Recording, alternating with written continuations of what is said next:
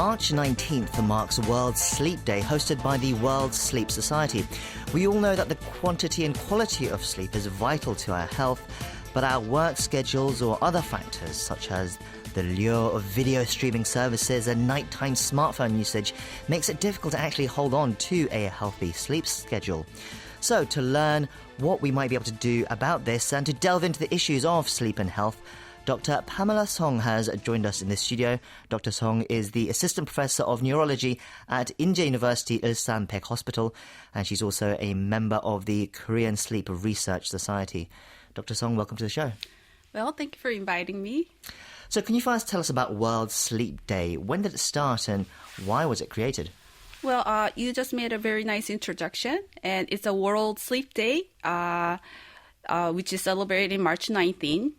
And every year, World Sleep Society comes up with a new theme for the year and have different activities led by sleep professionals to advocate and educate the world about the importance of sleep for optimal quality of life and improve global health. So this celebration was started in the year 2008, and Korean Sleep Research Society has been participating to the cause since then. Okay, since 2008. Yes. So the World Sleep Day is in its 14th year. And each year there is a theme. What is the theme for this year? Well, this year, I'm happy to announce that the theme for year 2021 is the regular sleep, healthy future. And the Korean translation could be 규칙적인 잠, 건강한 미래. So how do you think about this? Regular sleep, healthy future. That's what I would like as well, certainly as well. Well, it might sound a bit obvious for all of you, but it implies important message for regular sleep. While most of us measures our sleep in terms of how long you have slept last night, but the regularity of sleep needs to be considered also.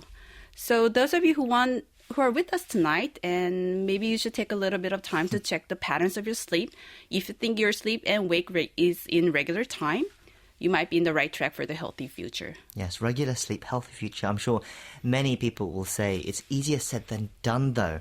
Sleep deprivation or the lack of quality sleep has been an issue among people living in modern society as a whole for a while, especially for South Korea, I understand. What disrupts a healthy sleep schedule? Well, it's hard to find anybody who says, I'm sleeping enough. So it's a really big issue for all of us. And for Koreans, it has been reported that Koreans sleep only about 460 minutes per night, which is the lowest in OECD countries. And it's not really a big surprise for all of us. We've been listening to these facts for long. And there are many other issues behind these numbers. For adults, we are the top 3 of OECD countries who works the longest hour. And that might be the cause for the adults. And as for the adolescents, education burden may cause sleep deprivation.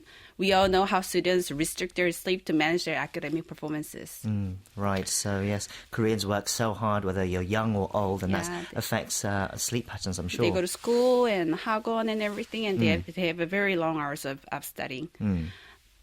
These are well-known factors, but there's also a new emerging changes. I like to make a point is the use of smartphone devices before the bedtime. Right. Not only it makes you stay awake and restrict sleep even further, but bright light exposure blocks the melatonin release, which is what we call sleep hormone. So this further leads to shortening of total sleep time along with poor sleep quality. The psychology behind the use of smartphone is let me have fun before bedtime because I want to reward myself. I want to have some fun time before I sleep because this is the only time that I have. So it's really common to see around us. Do you happen to use smartphone before you sleep? I've definitely been there. I've definitely stayed up way too late looking at silly videos or some TV show that I'm enjoying. As you said, it's just that reward. I want to enjoy that little bit more before I go to bed, before the next day comes, the next work day comes.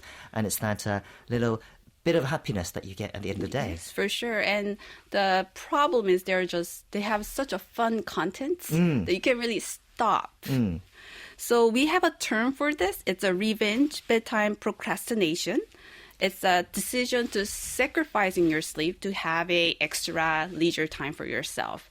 But then we know the consequences that you're restricting your time on the other hand. So it is a big problem because you still have to wake up early in the morning regardless how late you sleep.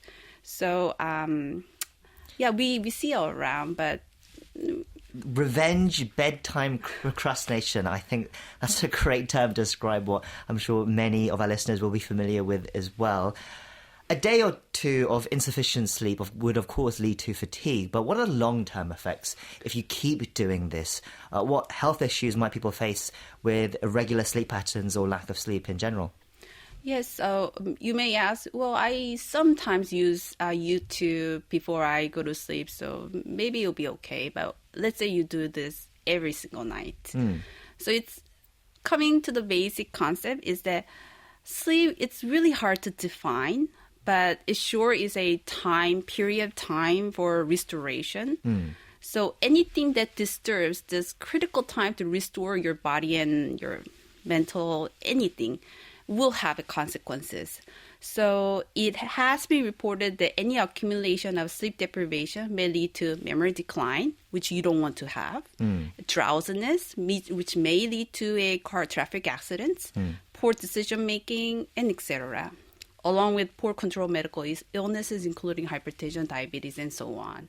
So it does have some consequences if you keep restricting your time, but it's more fun to use YouTube. So you need to check your time to see where you are standing at this point and try not to extend the time of this leisure time that you're having. You need to make a conscious decision to make sure you go to bed. How many hours would you say is a recommended time for sleep for an adult? Well, American Sleep Society once reported that 7 hours would be okay. But in clinical practice, the optimal time will be when you wake up and you feel you're refreshed. That's good enough time for you. We're talking today about World Sleep Day. And over the last year, obviously, the biggest change to our society has been the COVID-19 pandemic. Has that affected sleep patterns at all over the last year? A lot, I would say. Yeah, okay. We are now having data regarding these issues, and overall, they say that 40% of population had any kinds of sleep problems during this pandemic period. But as my experience in the clinic, COVID-19 always reminds me of the word inactivity.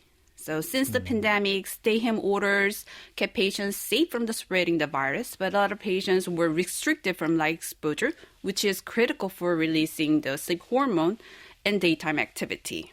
Right, so during the day, you need daylight to make sure you sleep well at night. Okay, yes, you got the point. Exposure of light during the daytime will make you release the hormone at night, so it's very critical.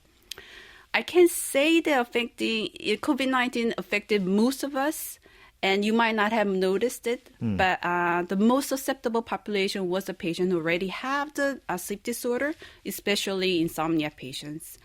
So a lot of patients struggle to find safe and open place to maintain their activity. Okay, interesting. So then what can be done in our daily lives to guarantee healthy sleep and thus a healthier life and a healthier future? What are your tips and your advice? Well, assuming that you are a healthy person who never experienced any sleep problems before, I suggest you see whether you feel refreshed in the morning after you wake up, and check whether you're having a regular sleep time, that you sleep at this. Let's say you're sleeping at 10, you're sleeping at 10 every day, and you wake up at 6, you wake up at 6 every day. And see if you have any daytime symptoms of sleepiness during day, or any memory changes or mood changes, or sometimes sleep deprivation or any other sleep problems make you cranky during the day. So ask your friends whether you're being nice or not. So that could be a good point. Well, the problem is that sleep disorders, they don't come to you as, I think I have a sleep problem. They come to you as, like, I feel drowsy after lunch, or I fall asleep during late nights when I'm driving, or I am getting bad temper. Those kind of stuff are the signs of you're having a poor sleep. So look for the signs, whether you have it or not. And if you don't, maybe you're in the right track, but further enhancing your sleep, I would recommend to exposing yourself to the sunlight, and exercising more would be better. Sure. These are all great tips. I personally myself have felt that as well, that when you have better sleep, you do feel less cranky, you feel just more energized throughout the day. And it's definitely something that I'd recommend to people. Just even for a week, try it out. Every day, sleep 7 hours fully, and then you will feel the change, I think, in your life. Finally, how is the Korean Sleep Research Society trying to promote healthy sleep here in Korea? Well, as a member, I could say that they're trying to do almost everything they can think of. Right, of course. But to mark the very historical events that we've been doing is that first we are celebrating every year for the World Sleep Day, and we try to educate the patients. And one other thing is that the medical fees are really high for all the sleep-related studies and the treatments, and they finally passed the reimbursement issues for the obstructive apnea and the related treatments. So those kind of promotions are on the way. And they also try to keep all the sleep specialists in a standard therapeutic guideline. So they're having this accreditation to standardize the sleep specialists.